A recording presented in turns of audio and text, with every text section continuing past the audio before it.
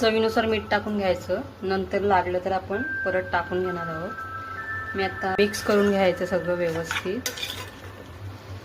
Chicken ठेवून असंच आपण शिजवून घेणार आहोत। पहिल्यांदा एवढं पाणी सुटलेलं आहे ह्याला, तुम्ही बघू शकता।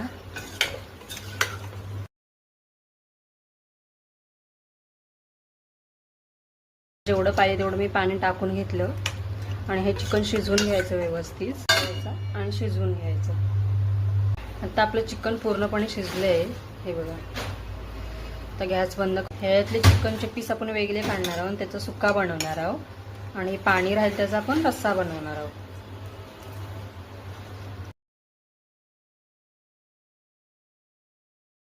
ह्याच्यामध्ये मी चिकन मसाला टाकणार आहे, लाल तिखट 2 चम्मच टाकले। मी काय वाटण केलेलं ते टाकून घ्यायचं, मिक्स करायचं आणि उकळी होऊन द्यायची थोडी।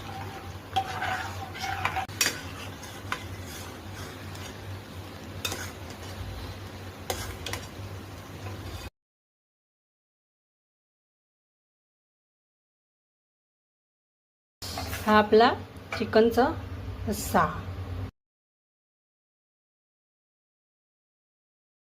तुम्ही याचं टेक्स्चर बघू शकता किती घट्ट आहे बघा, पातळ नाही एकदम घट्ट झाले बघा।